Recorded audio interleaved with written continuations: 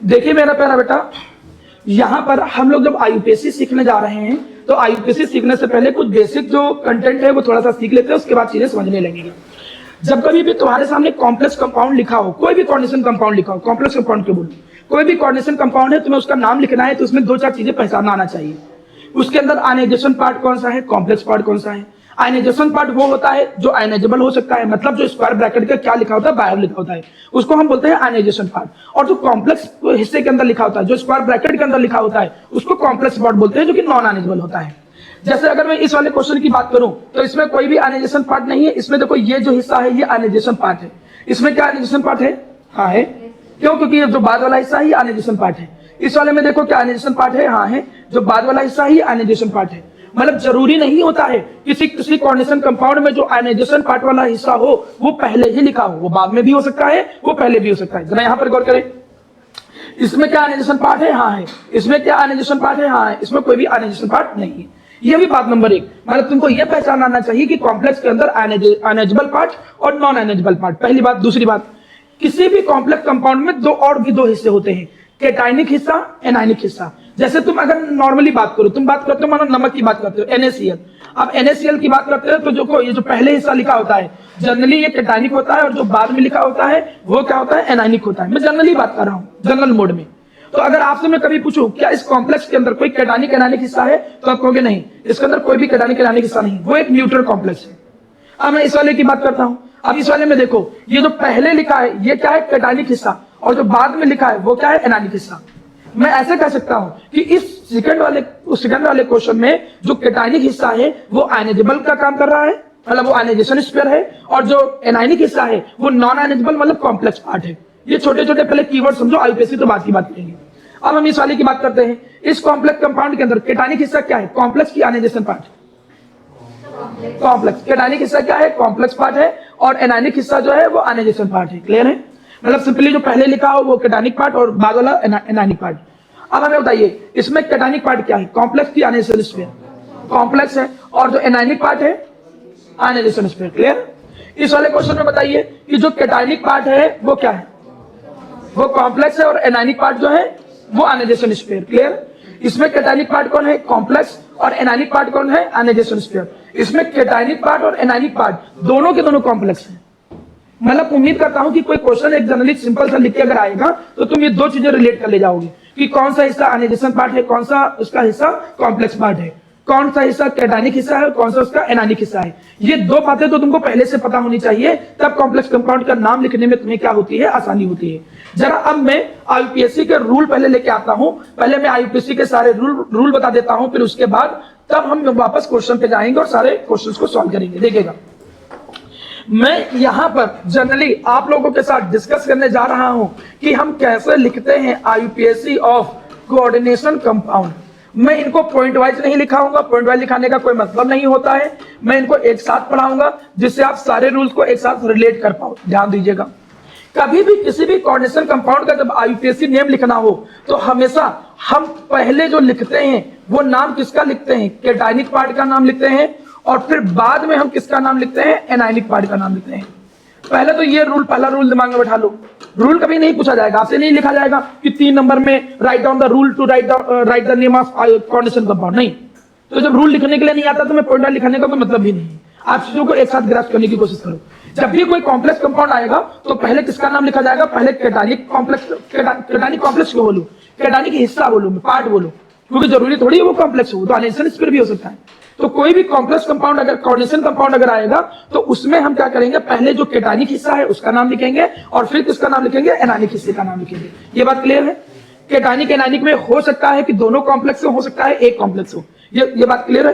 अब इन दोनों में से जो हिस्सा कॉम्प्लेक्स है, इन दोनों में से जो हिस्सा कॉम्प्लेक्स है उस कॉम्प्लेक्स पार्ट का नाम कैसे लिखेंगे? कॉम्प्लेक्स पार्ट का मतलब जो हिस्सा स्क्वायर ब्रैकेट के अंदर लिखा है, हम उसका नाम कैसे लिखेंगे? इस बात को जरा गौर करें। अब जरा मन में आए कि सर दोनों हिस्से कॉम्प्लेक्स हैं, तो भैया जैसे एक कॉम्प्लेक्स हिस्से का नाम लिखते हैं वैसे दूसरे का भी नाम लिखेंगे, तो एक आइडिया लग जाएगा तुम्हें। कभी भी कॉम्प्लेक्स पार्ट का जब नाम तुम्हें लिखना होता है तो उसमें 3 चीजें होती हैं। सबसे पहले आप किसका नाम लिखोगे? सबसे पहले आप नाम लिखोगे लिगेंड्स का। तुम्हें सबसे पहले नाम लिखना होगा मेरा प्यारा सा लिगेंड्स का। लिगेंड्स, जैसे एक क्वेश्चन देखो, उसमें जो ये लिखे होते हैं ये लिगेंड्स होते हैं जिनका काम इलेक्ट्रॉन पेयर को डोनेट करना होता है। लिगेंड्स के बाद तुम अगला नाम किसका लिखते हो? मेटल का। जो मेटल एटम आयन है आप उस मेटल का नाम लिखते हो। मेटल के बाद आप लिखते हो ऑक्सीडेशन नंबर। ऑक्सीडेशन नंबर में अभी क्वेश्चन के साथ, उन्हीं क्वेश्चन के साथ प्रैक्टिस करा दूंगा। ऑक्सीडेशन नंबर जो भी लिखोगे वो पैरेंथेसिस में लिखोगे और वो भी रोमन में लिखोगे, रोमन नंबर में। आपको मालूम होगा रोमन नंबर में कैसे लिखा जाता है, 1 2 3। जीरो होगा तो नॉर्मल जीरो लिख देंगे। निगेटिव का यहाँ कोई जितना ज्यादा खास सेंस होता नहीं, ठीक, मैग्नीट्यूड को लेकर चलना है। और लास्ट में आयन कभी कभी एक्सेप्शनली यूज किया जाता है, ओनली व्हेन। ये तब यूज किया जाता है मेरा प्यारा बच्चा, ये तब यूज किया जाता है व्हेन कॉम्प्लेक्स इज, जब मेरा बच्चा जो कॉम्प्लेक्स हो वो क्या हो? आयनिक इन नेचर। वो आयनिक इन नेचर क्या बोलो? हैव चार्ज बोलो। अगर जो कॉम्प्लेक्स है वो क्या हो मेरा बच्चा? चार्ज हो, ओवरऑल चार्ज हो उसके पास, ओवरऑल कोई ना कोई चार्ज हो। तो अभी तक जितने देख रहे थे किसी के ऊपर चार्ज नहीं था। जैसे मैं एक कॉम्प्लेक्स बना देता हूं जिस पर मैं चार्ज लिख दे रहा हूं, जैसे हमने यहां लिख दिया FeCN का होल 6 4 माइनस। अब तुम इस कॉम्प्लेक्स को देखो, इस कॉम्प्लेक्स को देख रहे हो तो इसके ऊपर क्या आ गया? चार्ज आ गया। मतलब अगर कभी भी कोई ऐसे कॉम्प्लेक्स का नाम लिख रहे हो जिसके ऊपर ओवरऑल कोई ना कोई चार्ज है तो उसपे तो लास्ट में तुम आयन वर्ड शब्द लगाओगे नाम लिखते समय। अदरवाइज तुम्हें केवल 3 चीजों की जरूरत पड़ती है।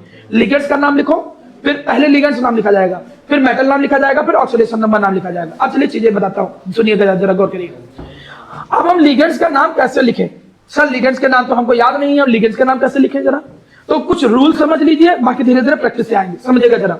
लिगेंड्स के जब नाम की बात किया जाता है तो इसमें भी कुछ रूल अप्लाई होते हैं। जैसे थोड़ा समझ लीजिए, बाद में एक साथ नोट डाउन कर लीजिएगा, ठीक, क्योंकि मैं जल्दी थोड़ा पढ़ा रहा हूं ना, इसलिए समझ लीजिए, ठीक है? आराम से उतार लीजिएगा, क्योंकि जब क्वेश्चन प्रैक्टिस का टाइम दूंगा तो उसमें आप कॉपी कर सकते हो। रूल नंबर 1, लिगेंड्स को सबसे पहला रूल क्या होता है कि अगर लिगेंड्स का जो नाम है उसके अंदर 8 है, अगर उसके नाम के अंदर आइट है, उसके नाम के अंदर अगर आइड है, ठीक है, तो पहला नियम क्या है कि उसके आइड, आइट, 8 इनका ई हटा करके उसकी जगह पर हम ओ लगा देते हैं। जैसे हमने कहा कि माना हमने कहा क्लोराइड, जैसे हमने कहा क्लोराइड, तो क्लोराइड में ई हटा करके हम उसे पढ़ेंगे क्या? हम उसे पढ़ेंगे क्लोरिडो, हम उसे पढ़ेंगे क्लोरिडो। क्लियर है? जैसे हमने कहा साइनाइड, जैसे हमने कहा साइनाइड, सीएन को क्या कहते हैं? साइनाइड, तो हम उसको ई हटा करके क्या पढ़ेंगे? साइनिडो पढ़ेंगे। हाँ, मानता हूं कि कई जगह पर कुछ किताबों में साइनिडो की जगह पर साइनो भी उतना ही एक्सेप्टेड माना गया है। मतलब आप चाहे साइनो लिखो चाहे साइनिडो लिखो, दोनों मान लिए जाएंगे, लेकिन वो सब पे नहीं अप्लाई होगा, कुछ कुछ पे खाली अप्लाई होगा। जैसे आप और भी लिख सकते हो, ब्रोमाइड की जगह ब्रोमीडो लिख सकते हो। जैसे कार्बोनेट हो गया, अब हमने यहाँ पर क्या लिखा? कार्बोनेट। अब एक कार्बोनेट आया, कार्बोनेट का ई हटा करके उसे हम पढ़ेंगे क्या? जब लिगेंड्स का नाम लिखना होगा तो उसे हम कार्बोनेटो पढ़ेंगे।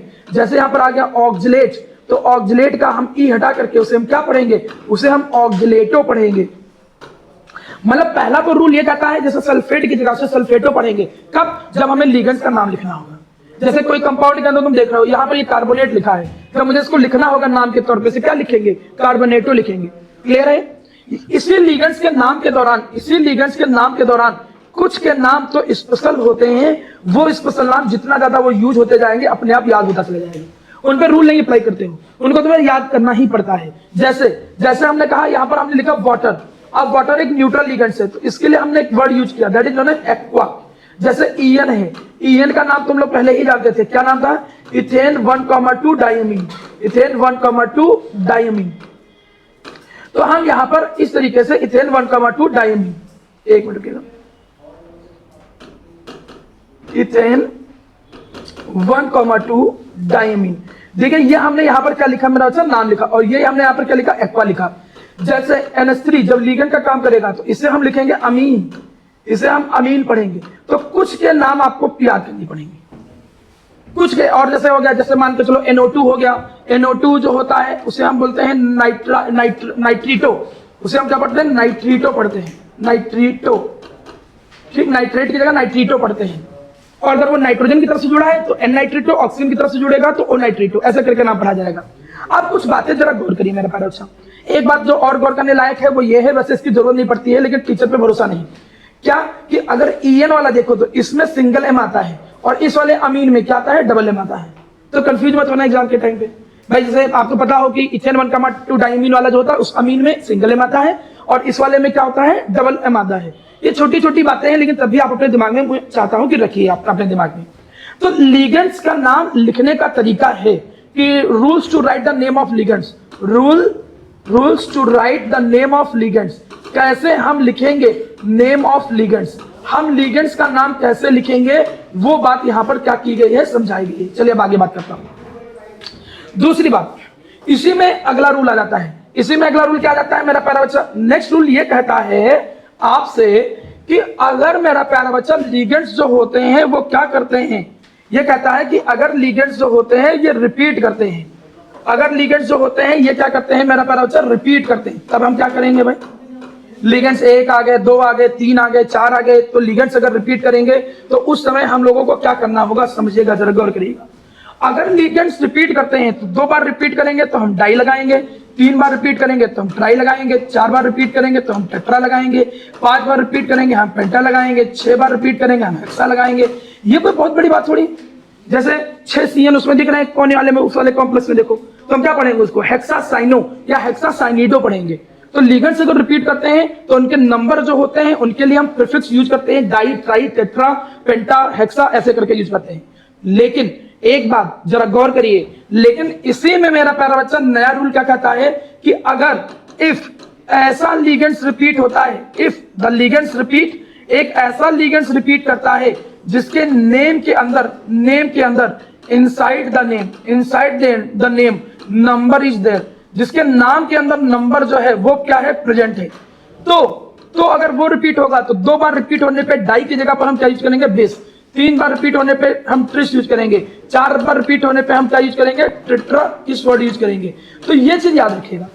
सर इसका क्या मतलब हुआ जरा समझाइए।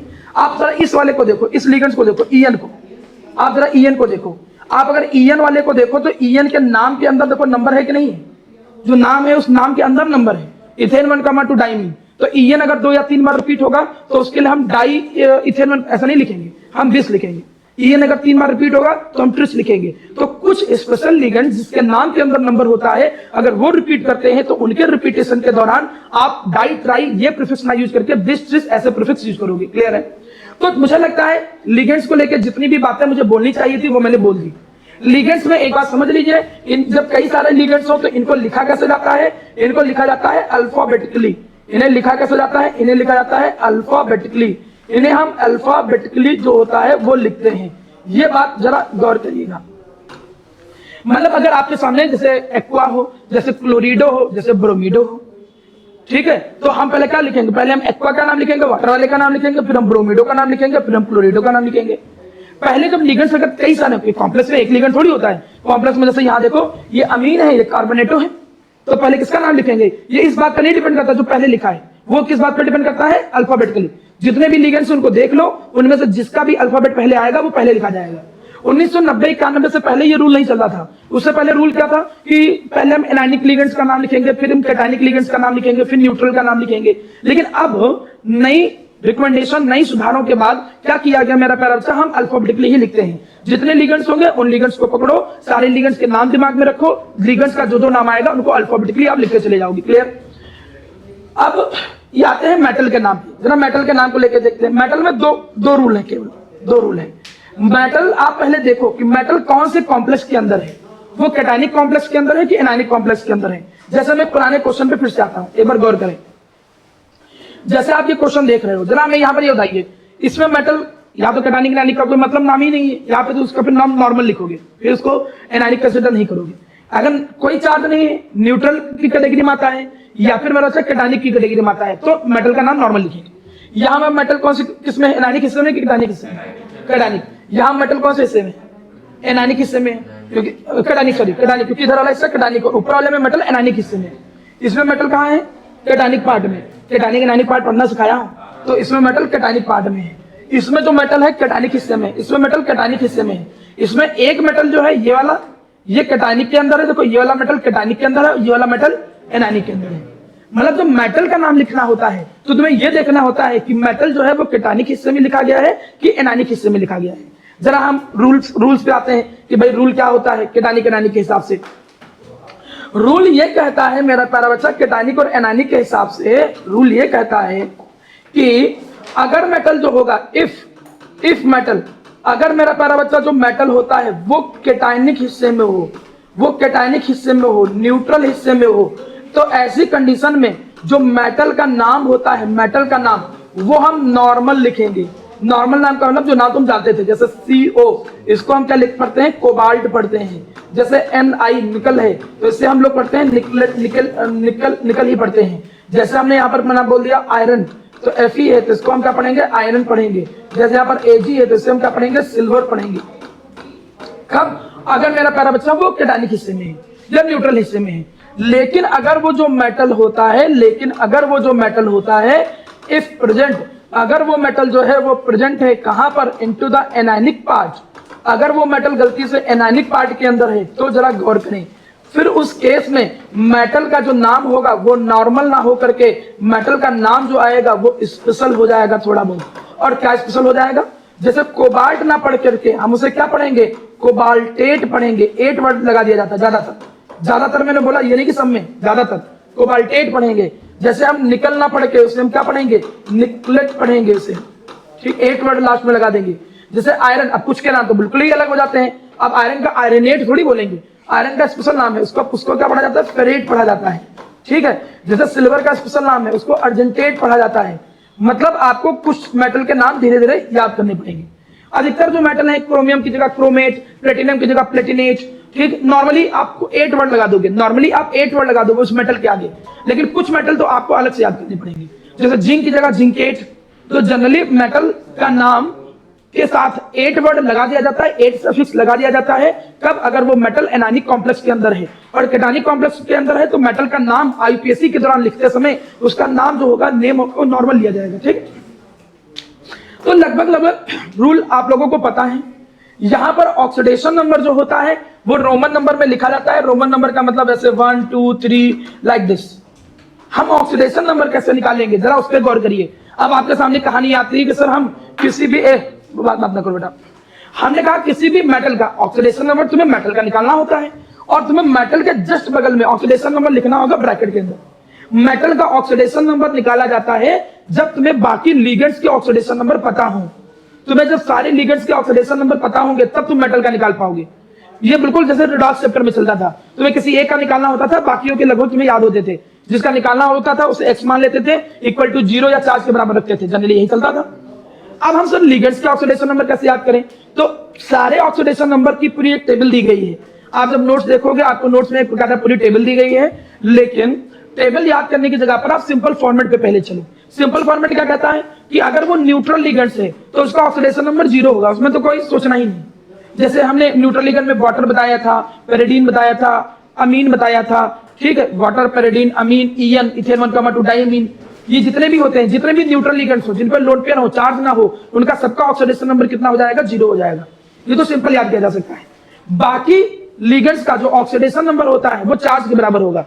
जैसे Cl-, Br-, I-, जो हैलाइड होते हैं, हेलिडो जिनको पढ़ते हैं, उनका ऑक्सीडेशन नंबर -1, Cn का -1 होता है, Cn का -1 होता है।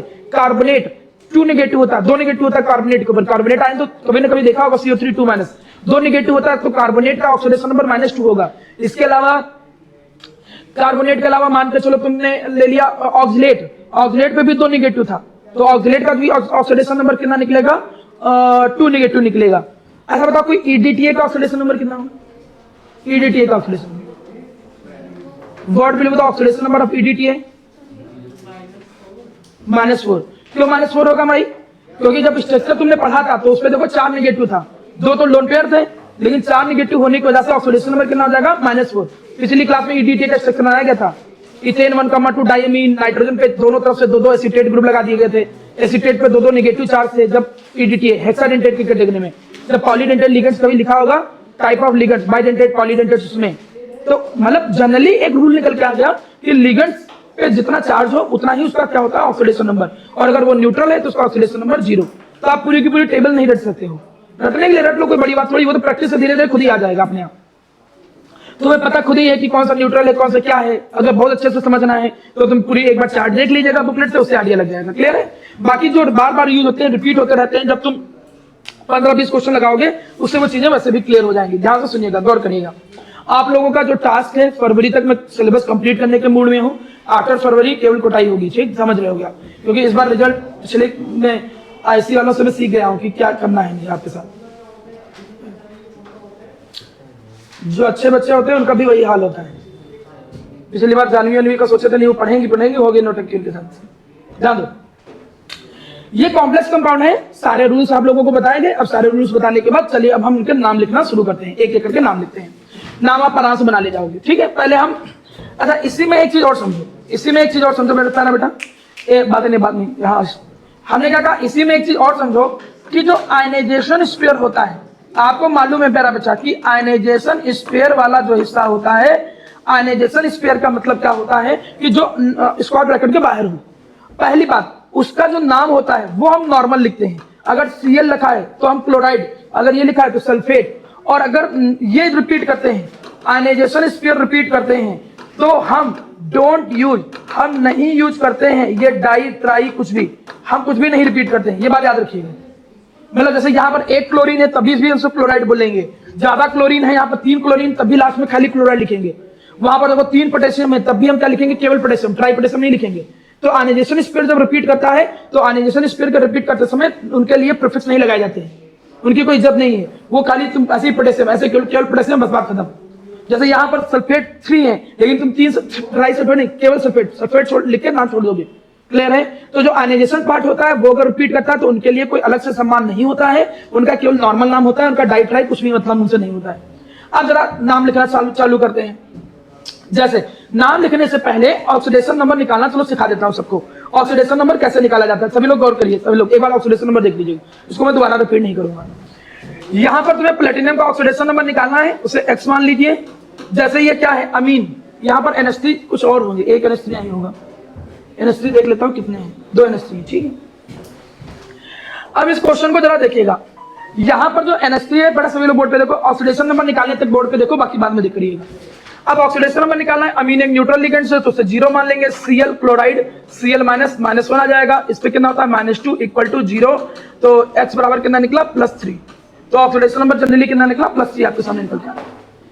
फिर से वही ऑक्सीडेशन नंबर सर आपने सबका कैसे लिखा, उनके चार्ज के हिसाब से। चार्ज हम कैसे देखेंगे, एक बार सारे लिगेंड्स की टेबल है, उस टेबल पे नजर दौड़ा लीजिए और फिर जैसे जैसे प्रैक्टिस करते जाओगे अपने आप चार्ज याद होता चला जाएगा।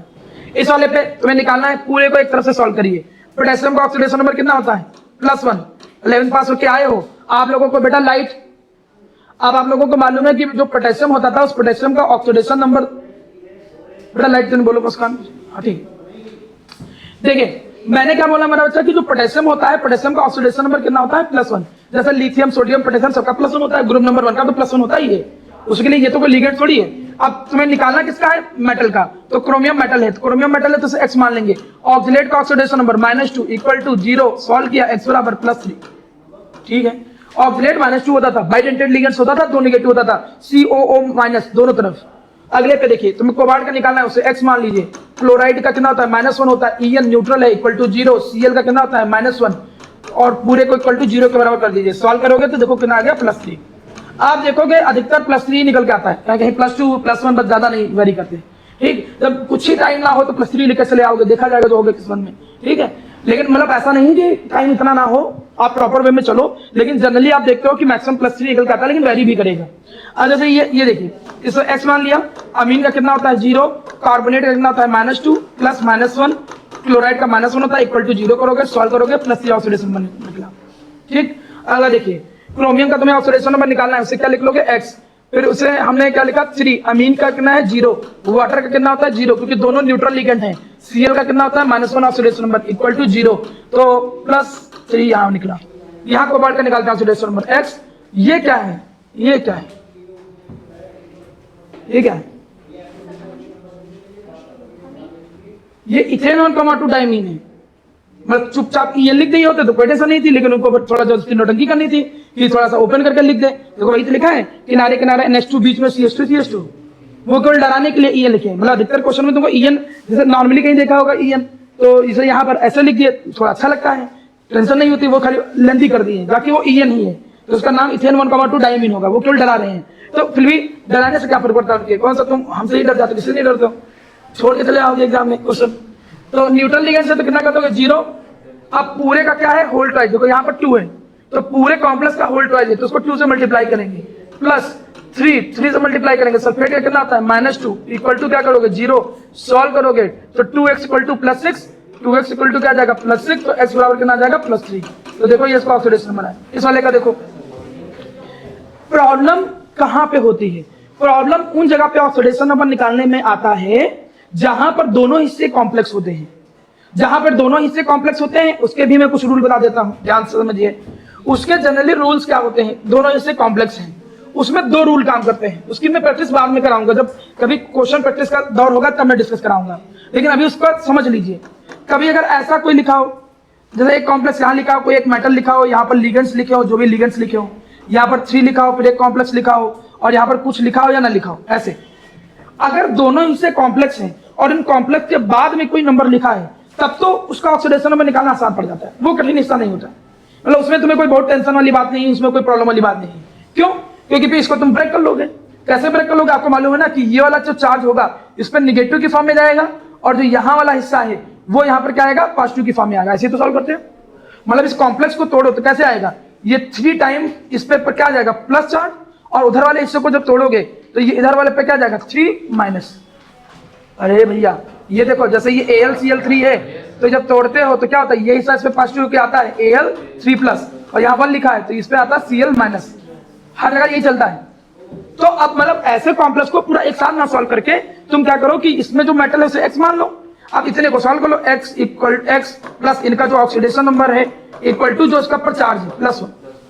बिल्कुल इस वाले में का जो मेटल है उसका ऑक्सीडेशन नंबर जो तुम्हें मानना हो, उसके लिगेंड्स का ऑक्सीडेशन नंबर इक्वल टू -3। अलग अलग सॉल्व कर लो, अलग अलग सॉल्व करके उनका ऑक्सीडेशन नंबर निकाल सकते हो दोनों मेटल का। मतलब जो दो कॉम्प्लेक्स आ जाए एक साथ, लेकिन उन दोनों कॉम्प्लेक्स में से बीच में कहीं कोई नंबर लिखा हो, जैसे यहाँ 3 लिखा हो या यहाँ कोई नंबर लिखा हो, जिससे हमें चार्ज का अंदाजा लग पाए कि इंडिविजुअल कॉम्प्लेक्स पे कितना चार्ज आएगा, तो वो कठिन नहीं होते हैं। मतलब उन कॉम्प्लेक्स में मेटल का जब ऑक्सीडेशन नंबर निकालना हो, that is not a big part. आप ऐसे दो कॉम्प्लेक्स हिस्सों को अलग अलग केटानिक और एनायनिक पार्ट में तोड़ो उनके चार्ज की बेसिस पे, और फिर इंडिविजुअली उनका मेटल का ऑक्सीडेशन नंबर निकालो, काम चल जाएगा आपका। जहां पे प्रॉब्लम आती है, प्रॉब्लम कभी कभी ऐसा आता है कि ये भी ऐसे लिखा गया है कॉम्प्लेक्स और ये भी ऐसे कॉम्प्लेक्स लिखा गया है, कोई चार्ज नहीं, यहाँ भी 1 वहां भी 1, तो आप सिर्फ +1 -1 लेकर नहीं सॉल्व कर सकते, वो गड़बड़ वाला बात है। क्योंकि कभी कभी क्या होता है कि एक रूल आप लोगों के साथ बताया गया था कि ये दोनों बराबर होते से रिजॉल्व कर सकते हैं, तो वो पैटर्न यहाँ पे अप्लाई नहीं होता है। फिर वहां पे hit and trial method apply होता है, वहां पर hit and trial method apply होता है। हिट एंड ट्रायल मेथड का मतलब क्या होता है कि ये जो मेटल होता है इसके पॉसिबल ऑक्सीडेशन नंबर तुम्हें पता होने चाहिए। कि जनरली जैसे प्लेटिनम है तो प्लेटिनम के पॉसिबल ऑक्सीडेशन नंबर 2 होते हैं, +2 या +4, तो तुम +2 और +4 लेके चलो। बाकी के लिगेंड्स, जैसे ये हिस्सा कैटायनिक है ना, ये हिस्सा अगर कैटायनिक है तो ओवरऑल इसका ऑक्सीडेशन नंबर +2 निकल के आना चाहिए, तो +2 तुमने यहां रख दिया, लिगेंड्स के ऑक्सीडेशन नंबर लिख दिए। देखो कि ओवरऑल +2 आ रहा है कि नहीं, मतलब ओवरऑल जो ऑक्सीडेशन नंबर निकल के आ रहा है वो +2 ही होना चाहिए। इसका तुमने +2 मान लिया, लिगेंड्स के ऑक्सीडेशन नंबर रख लिए, तो अगर लिगेंड्स के ऑक्सीडेशन नंबर रख लिए तो उसके बाद ये सम ऑफ ऑक्सीडेशन नंबर +2 आना चाहिए, इधर सम ऑफ ऑक्सीडेशन नंबर जो आना चाहिए वो नेगेटिव आना चाहिए। अब वो हिट एंड ट्रायल मेथड जब मैं कभी कुछ अच्छे क्वेश्चन प्रैक्टिस कराऊंगा चैप्टर की एंडिंग के बाद, तो उनको मैं एक अलग कैटेगरी में रखूंगा जो अच्छी प्रॉब्लम्स है, तो वहां पे डिस्कस करेंगे। मतलब आप अपने दिमाग में बैठा लो कि 99% ऑक्सीडेशन नंबर निकालने में तुम्हें प्रॉब्लम नहीं होती है, कुछ स्पेशल जगह पे केवल तुम्हें प्रॉब्लम होती है जिसमें दोनों हिस्से कॉम्प्लेक्स हो और वहां पर कोई नंबरिंग से आप उसको स्प्लिट ना कर पा रहे हो, तब वहां पर मजबूरी बस हमें लगाना पड़ता है एक मेथड जिसको हम कहते हैं हिट एंड ट्रायल मेथड। और हिट एंड ट्रायल मेथड से ही तुम ऑक्सीडेशन नंबर निकाल सकते हो, उसका और कोई तरीका नहीं है। शॉर्टकट बनाए जाते हैं बट वो जरूरी नहीं, वो सही रूल नहीं है, वो अप्लीकेबल नहीं है। जैसे कि मैं यहां पर बताता हूं, देखो जैसे ये देखिए, जैसे अगर आप यहां पर गौर करें, ये जैसे हिस्सा है, अब मुझे इसका नाम लिखना है, जरा देखिएगा, मुझे इस वाले का नाम लिखना है, इस वाले का नाम लिखना है। देखिए अब इसमें दोनों हिस्से कॉम्प्लेक्स है, दोनों में 1 है, तो सही नियम क्या कहता है, सही नियम तो यह कहता है कि तुम हिट एंड ट्रायल मेथड लगाओ। लेकिन कभी कभी हम कुछ ट्रिक लगा लेते हैं। क्या हम देखते हैं, हम देखते हैं ये जो हम टेक्निक लगाते हैं वो कब अप्लीकेबल होती है, ये तब अप्लीकेबल होती है जब दोनों मेटल क्या हो, सेम, दोनों कॉम्प्लेक्स के मेटल सेम हो और कोऑर्डिनेशन नंबर भी सेम हो। कोऑर्डिनेशन नंबर का मतलब कोऑर्डिनेट बॉन्ड के जो नंबर बने हैं तो वो भी इक्वल है, यहाँ कोऑर्डिनेशन नंबर 2 है, यहाँ कोऑर्डिनेशन नंबर 2 है, समझ आ रहा है। तो जब दोनों मेटल सेम हो, दोनों कोऑर्डिनेशन नंबर सेम हो, तब ऐसी कंडीशन में इसे भी x मान लो, इसे भी x मान लो, दोनों का ऑक्सीडेशन नंबर सेम निकल के आता है। फिर मतलब ऐसी कंडीशन में दोनों का ऑक्सीडेशन नंबर सेम निकल के आता है। फिर x मान के पूरा सॉल्व कर लो, x अमीन का कितना होता है 0, और यहाँ पर कितना ले लिया x, Cn का कितना होता है -1 इक्वल टू 0, तो 2x बराबर आया +2, x बराबर आया +1। मतलब इस वाले का भी +1 ऑक्सीडेशन नंबर है, इस वाले का भी +1 है। लेकिन ये स्पेशली शॉर्टकट तब लगाए जाते हैं जब दोनों कॉम्प्लेक्स के मेटल सेम हो, कोऑर्डिनेशन नंबर सेम हो। अदरवाइज सही तरीका, जो सही रूल है वो कहता है कि आप हिट एंड ट्रायल मेथड लगाओ। हिट एंड ट्रायल मेथड की एप्लीकेशन कैसी होगी वो हम नॉर्मली डिस्कस करेंगे। हम आज का कंटेंट पूरा पढ़ा लें फिर, क्योंकि उसके मुझे 2-3 क्वेश्चन ला लेके रखने पड़ेंगे एग्जाम्पल। वो एग्जाम्पल मेरे आपके सामने अभी नहीं है जो मैं एग्जाम्पल पुट करके फिर आपको उतना अच्छे से बता पाऊँ, ठीक है। तो ये चीज मेरा समझ में आ गया, मैं समझ में आ गया। अब हमने लगभग सारे रूल कवर कर लिए। कुछ ऐसा कोई खास रूल नहीं है जो मुझे लगे कि आपको वो रूल बताने के लिए कोई खास जरूरत थी। लगभग आप लोगों ने सारे रूल्स जो थे, सारी कहानियां जो थी वो लगभग पढ़ लिया है, ठीक है। चलिए अब हम नाम लिखना शुरू करते हैं। जरा नाम देखिएगा, गौर करिएगा। मेरे सामने मेरा प्यारा बेटा, यहां पर हम नाम लिखते हैं पहले वाले का, ठीक, इस वाले का नाम लिखते हैं। इस वाले का नाम जरा लिखने में देखो, पहले किसका नाम लिखा जाएगा? लिगेंड्स का। लिगेंड्स में देखो अमीन है, क्लोरिडो है और नाइट्रिटो है, एन नाइट्रिटो। तो पहले किसका नाम लिखेंगे? अमीन का। अमीन 2 है तो हमसे क्या लिखेंगे? अमीन 2 है तो डाई अमीन। तो हम यहाँ पर नाम क्या लिखेंगे? डाई अमीन। इस अमीन में क्या होता है? सिंगल एम डबल एम, तो डाई अमीन आ जाएगा, डाई अमीन। फिर क्लोरिडो आ जाएगा, क्लोरिडो आ जाएगा, डाई अमीन क्लोरिडो। और क्लोरिडो के बाद फिर आ जाएगा नाइट्रिटो एन या एन नाइट्रिटो, दोनों वर्ड बोले जाते हैं। और इसके बाद मेटल आ जाएगा। मेटल का नाम नॉर्मल आएगा क्योंकि न्यूट्रल लिगेंड्स के अंदर है, तो प्लेटिनम, प्लेटिनम। और ऑक्सीडेशन नंबर कितना निकला था? 3। ऑक्सीडेशन नंबर जो 3 आया था, तो 3 आप रोमन नंबर में लिख दोगे। तो इसका नाम क्या निकला? Diamine, chlorido, nitrito and platinum 3। Simple नाम आ गया। अगले का नाम लिखते हैं। आप बताइए पहले किसका नाम लिखते हैं? कैटानिक हिस्से का। पहले किसका नाम लिखते हैं? कैटानिक हिस्से का। कॉम्प्लेक्स के अंदर देखिए पहले लिगेंड्स का नाम लिखते हैं। ये तो तब देखना होता है जब कॉम्प्लेक्स वाले का नाम लिख रहे हो, ठीक है। यहां पर पहले तो उससे पहले भी रूल एक था, कैटानिक हिस्से का नाम पहले लिखोगे। तो कैटानिक हिस्से का नाम लिखोगे पोटेशियम। क्या ट्राई पोटेशियम लिखे? नहीं, क्योंकि आयनाइजेशन पर रिपीट करता तो ट्राई नहीं लगाया जाता है। तो यहां पर सीधे हम क्या लिखेंगे? पोटेशियम, क्योंकि पहले कैटानिक, ये कैटायन में पड़ गया था, इसलिए पहले इसका नाम लिखेंगे। तो पहले पोटेशियम आ गया, क्लियर। अब इस कैटानिक हिस्से का नाम लिखने बैठे तुम, जब कैटानिक, सॉरी ये बोलते क्या बोलते, कैटानिक नहीं, एनानिक हिस्सा और जो भी कॉम्प्लेक्स हिस्सा है, इस कॉम्प्लेक्स हिस्से का नाम लिखने बैठे तो पहले किसका नाम लिखोगे? लिगेंड्स का। लिगेंड का नाम क्या है? ऑक्सिलेटो। ऑक्सिलेट है ना, तो ऑक्सिलेटो। तो क्या पढ़ेंगे? ट्राई। तो यहां पर क्या जाएगा? ट्राई ऑक्सिलेटो। यहां पर क्या जाएगा? ट्राई ऑक्सिलेटो। फिर मेटल, मेटल में क्रोमियम पढ़ेगी, क्रोमेट लिखें। क्रोमियम या क्रोमेट? क्रोमेट। क्यों? क्योंकि एनानिक हिस्से में मेटल, मेटल अगर कैटानिक और न्यूट्रल में होता है तब तो नॉर्मल नाम, और एनानिक हिस्से में होता है, इधर होता है तो स्पेशल नाम क्रोमेट लगा करके। तो इसमें क्या नाम आ जाएगा? क्रोमेट। और क्रोमेट के बाद जो भी ऑक्सीडेशन नंबर तुमने निकाला था वो आप पैरेंथेसिस के अंदर रोमन नंबर में लिख दोगे। 3, आपका नाम कंप्लीट। पोटेशियम ट्राईऑक्सिलेटो क्रोमेट 3, क्लियर है। अगले वाला का नाम देखो। इस वाले का नाम जरा कोई एक लोग बताएगा। पहले क्लोरिडो और इथेन 1,2 डाइमीन। तो सी, पहले सी आता है पहले, तो क्लोरिडो से शुरू होगा तो नाम क्या आएगा? डाई क्लोरिडो। सारे स्मॉल में होते हैं, इसमें कोई ऐसा कुछ नहीं। डाई क्लोरिडो। डाई क्लोरिडो के बाद फिर बिस। हाँ, इथेन 1,2 डाइमीन है ना, वो तो रिपीट करेगा तो डाइमीन, बिस। तो फिर हम क्या लगाएंगे? बिस लगाएंगे।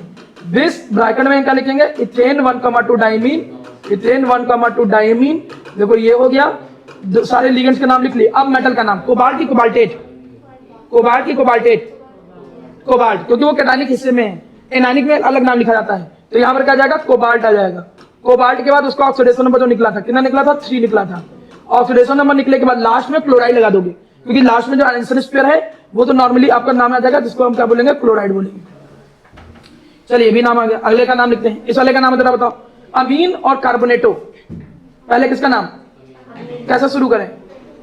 पेंटामीन। अरे करें, हम क्या करें? कैसे शुरू करें? करें सर, AMMINE। टैलेंट तो यहाँ भरा हुआ है पूरा। महाराज वो 5 है तो 5 के लिए पेंटामीन, ठीक है।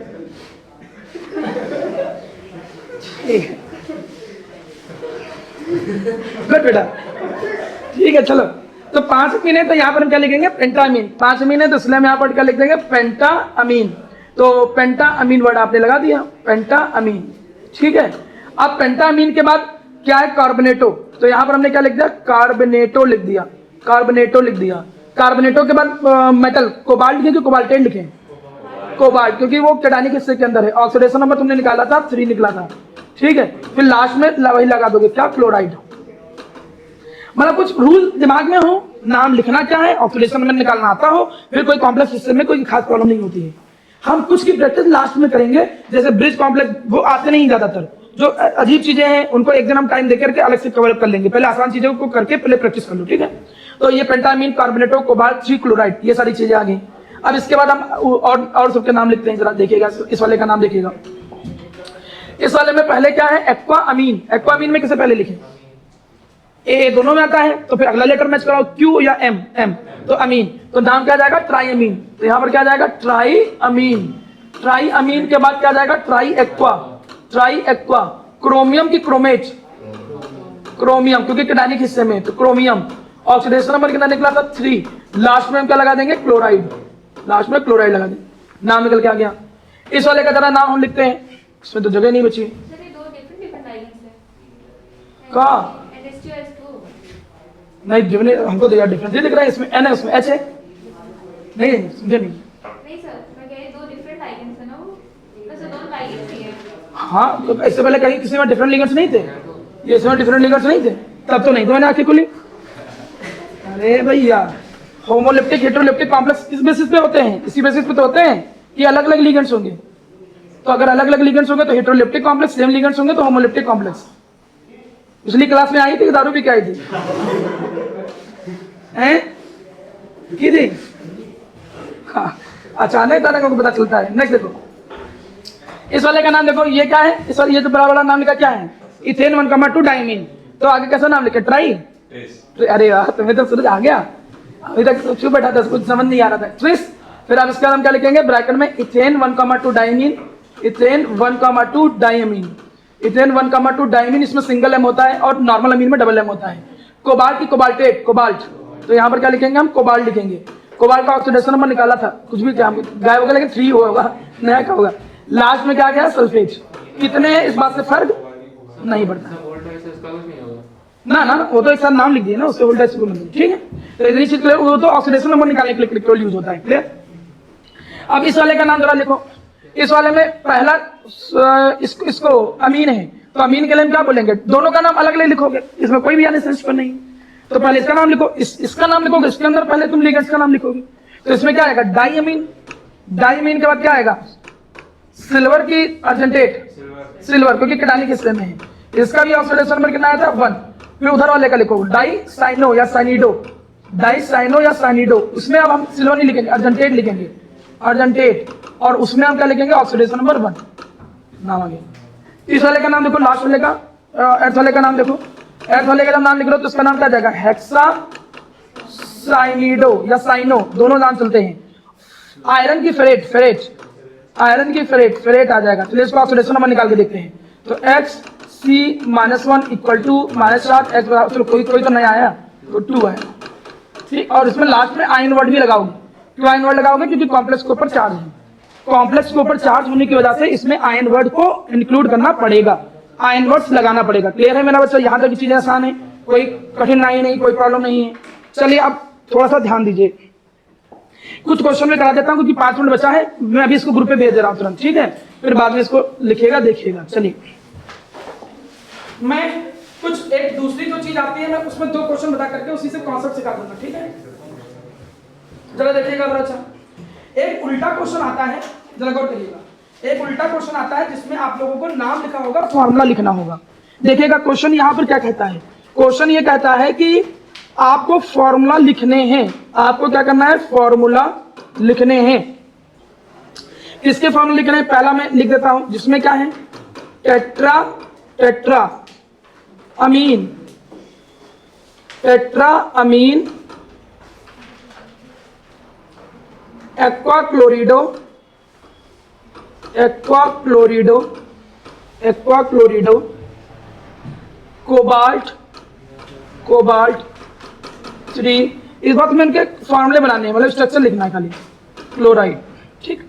एक क्वेश्चन और प्रैक्टिस करा देता हूँ, फिर आपको फ्री कर देता हूँ। C1 पोटेशियम, पोटेशियम, यहां पर हमने क्या लगा दिया, tri oxalato, potassium tri oxalato, oxalato, aluminate, aluminate 3।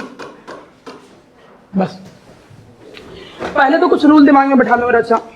कम जगह पे उतना ज्यादा दिमाग लगवाया नहीं जाता, लेकिन तब भी दिमाग में समझ लो कि जब हम वापस, सुनिए जरा गौर करिए, जब हमारा था लिगेंड्स के हम नाम लिखे हों, अब लिगेंड्स में जो पहले लिखा हो, इसका मतलब थोड़ी कि मेटल के जस्ट बगल में वही था, ऐसा नहीं होता है।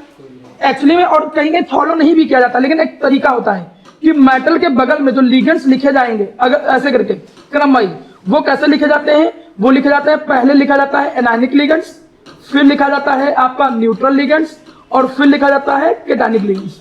ये एक रूल है, लेकिन तभी इसको दिमाग में समझ लीजिए। पहली बात, इसी में एक दूसरा रूल समझ लीजिए, रूल नंबर 2। रूल नंबर 2 जरा समझ लीजिए, 1 हो गया, रूल नंबर 2 समझ लीजिए।